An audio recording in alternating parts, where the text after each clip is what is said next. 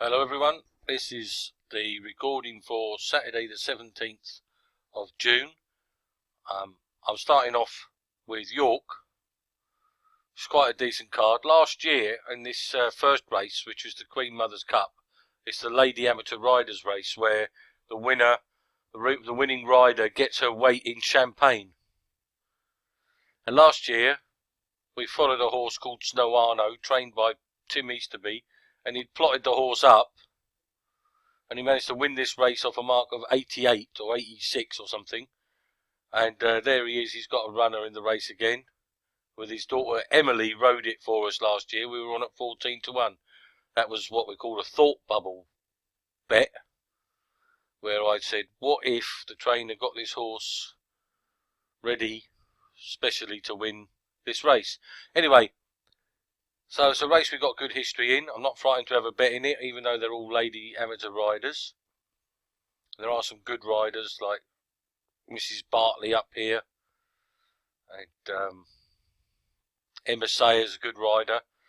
But when I've done the handicapping, the horse that came out best was this one here, Tapis Libre or Tapis Libre, Carpet Book or Carpet Free or something. I don't know what they.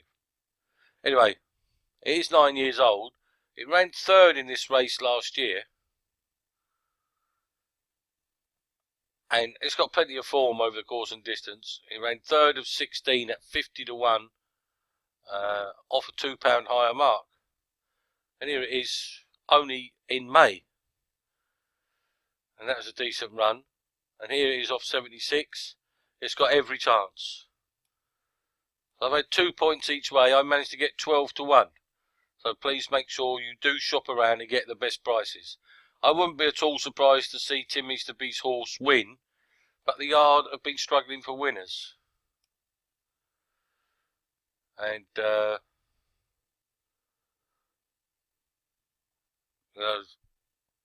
not firing them in. So at 5 to 1 or 11 to 2, these couple of horses at the head of the market here, I can't be interested. But at 12 to 1, which I managed to get, Tapis Libre, that was well worth a bet. 2 points each way. I expect it to give a big run. Okay. Let me come on to this next race here, which is a 7 furlong race. And I've done the whole, it's perfect. It's a class 2, 3-year-olds and up, 0 to 105, 7 furlongs, 25 grand. They'll be trying. I've done the whole handicapping. I've done the snip methodology. Now there's a few horses in here which, if they bounce back, older horses, that if they bounce back to somewhere near their best, they would have major chances. Horses like Heaven's Guest. He's been competitive in the past off 104, and here he is off 94. But, you know, he's got a string of duck eggs next to his name because he's out of form. Likewise, Barrowees, also 7 years old. But Mutawathia, well handicapped on his best form, but yet he's never won on turf. Salatine and above the rest. All of these horses at the top here, they've all climbed the handicap, and now, you know, they're finding it hard to win. Tanzil looked like a world beater when it won at York over 6 furlongs in 2015. But where is he? There, he won. There we go. July 2015.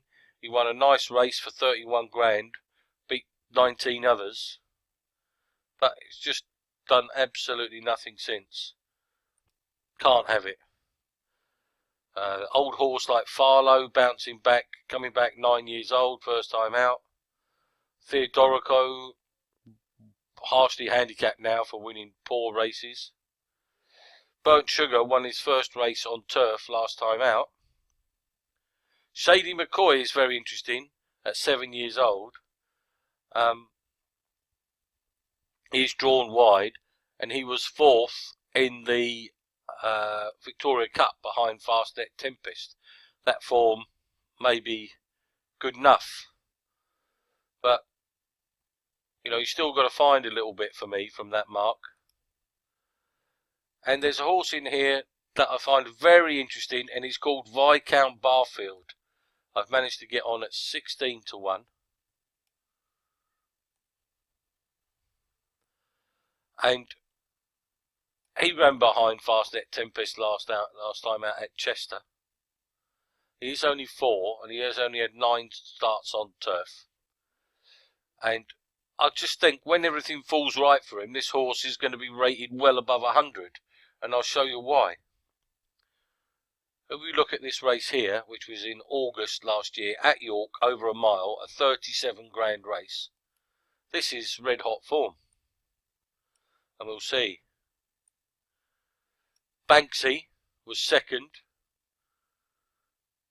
He ran off 94 there, you can see. He is now rated 105, and he's strongly fancied for the Royal Hunt Cup. You've then got Another Touch, who we bet when he was 4th in the Hambleton Stakes. He was 2nd in the Spring Cup behind Banksy. He was 95 that day. He's now rated 109 or 105, something like that. He just bolted up by 4 lengths the other day.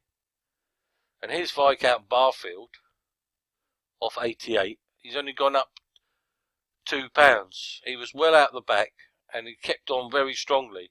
This is over a mile, so he's dropping back to 7 furlongs. But this is a weaker race than that. And I looked at his performance last year as a 3-year-old, and it took him 4 runs before he really hit form. And then he did continue to run very well. You know, he had a decent 6th at York in a strong race, 2nd at Chester. Anyway, they've given him 4 runs this year from the beginning of April. And he ran in a Class 2 last time out. It was drawn in the car park behind Fastnet Tempest. And off this mark of 90, if he could reproduce this form here from York, you know, this form here is very strong. I can see him running a really big race. He's got a nice draw in the middle of the track, and the stable is very strong. And the race has only ever been run twice, both times won by a 4-year-old. He's got a nice racing weight of 9 stone.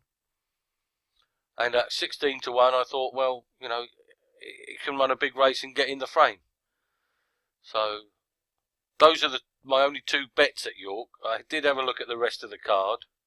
So we've gone 2 points each way, Tapis Libre 12 to 1. And 3 points each way, Viscount Barfield 16 to 1. Okay, I did look at the rest of the card.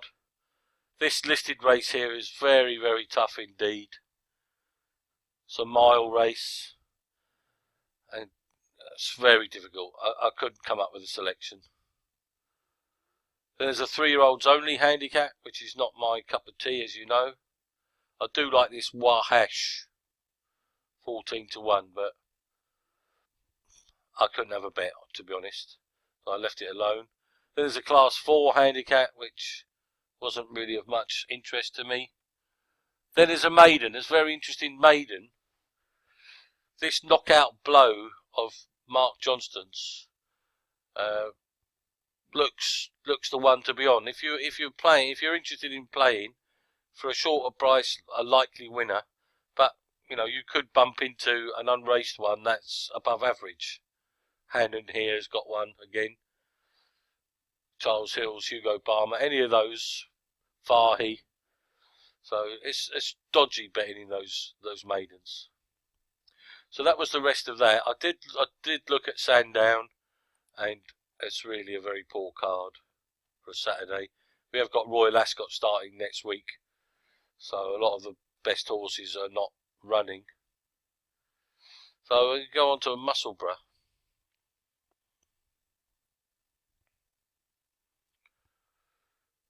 And there's a maiden stakes here. Start the card. Couldn't get involved. Very tight. Probably this one of Fahy's, Chobrom. It's probably the one to be with, but not for me. Now in this Tartan Trophy, the consolation race, this is a Class 3. for horses that didn't make it into the Scottish Sprint. And our old friend Rashik, who I was fancied for the Epsom Dash, is a short price favourite at 9-2. He's got a nice draw in the middle of the park, and he can probably run a big race, but I can't possibly back him at 9-2. He's never won on turf, and he is up to a mark of 90. It's a real shame. And again, he used to be yard. He's been struggling for winners. My selection for the race is Meadway. This horse has had the same preparation for the last 2 years. Last year he won this race from a low stall. He was fast away and grabbed the rail and won. And the year before he did exactly the same and was second. At 20-1 I have had to have a go. And I had 2 points each way. Meadway. Okay? 20-1. You could have a little saver on Rashik. I think that's the only real, danger. He might well be too good, but at 9-2, it doesn't look a lot of value to me. I skipped over this fillies and mares race. Not for me. And then I came to the Scottish Sprint Cup. Now, one of the things that the trends say is that having a run in the Epsom Dash is a really bad idea if you want to win this race. And there's a load of them in here, like Caspian Prince, Kimberella, Duke of Firenze, Bowsome Fred, that Line of Reason, Moving Time, that ran in the Epsom Dash. Anyway, after I'd done all my analysis, the horse that came out best is Harry Hurricane. Now the price is shortening, and I advise you to get on ASAP. As it says here, reliable sort in these big field handicaps. He's a solid each way candidate. He ran 4th in that race at York, and he was slightly hampered. And I think he can run another big race.